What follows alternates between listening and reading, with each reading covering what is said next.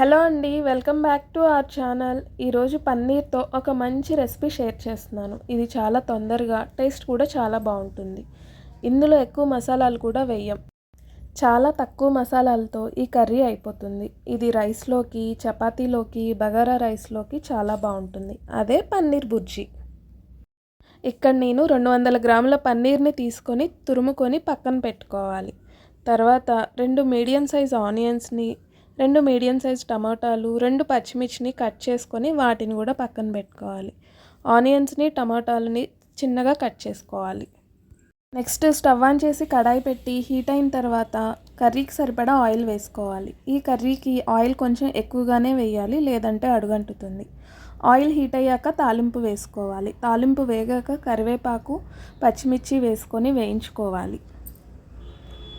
Next సన్నగా cut చేసిన ఆనియన్స్ని వేసి కొంచెం పసుపు కూడా వేసి మూత పెట్టి ఒక 2 మినిట్స్ మగ్గనివ్వాలి.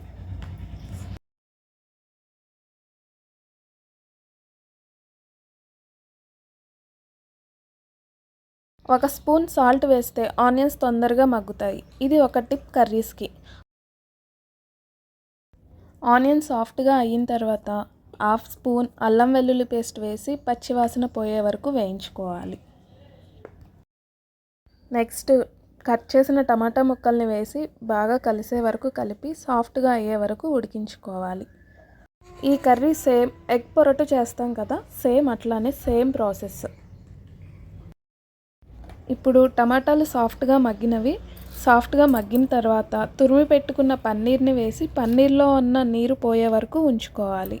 పన్నీర్ పచ్చివాసన పోయి నీరు అంతా పోయి ఫ్రై అయినట్టు వస్తుంది. ఒక 10 మినిట్స్ లోపే ఈ పన్నీర్ మగ్గుతుంది. అప్పుడప్పుడు పన్నీర్ని కలుపుకుంటూ ఉండాలి, లేదంటే పన్నీర్ అడుగంటుతుంది. చూడ్డానికి సేమ్ ఎగ్ కర్రీలానే ఉంది కదా.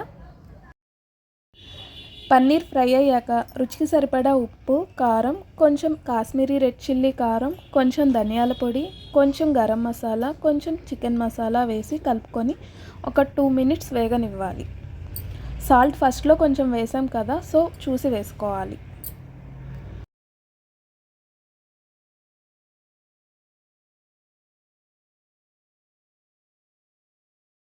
ఫైనల్గా కొత్తిమీర వేసి గార్నిష్ చేసుకొని స్టవ్ ఆఫ్ చేస్తే వేడి వేడి పన్నీర్ బుర్జీ రెడీ.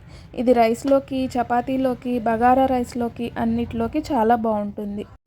ఇప్పుడు రైస్లోకి కలిపి చూపిస్తున్నా. టేస్ట్ అయితే నెక్స్ట్ లెవెల్ ఉంది. ప్రాసెస్ కూడా చాలా సింపుల్గా ఉంది. చూసారు కదా, ఒక 20 to 25 మినిట్స్ లోపే కర్రీ చేయడం కూడా అయిపోతుంది. ఈ రెసిపీ నచ్చితే ట్రై చేసి ఎలా వచ్చిందో చెప్పండి. వీడియో నచ్చితే లైక్ చేయండి, షేర్ చేయండి, సబ్స్క్రైబ్ చేయండి.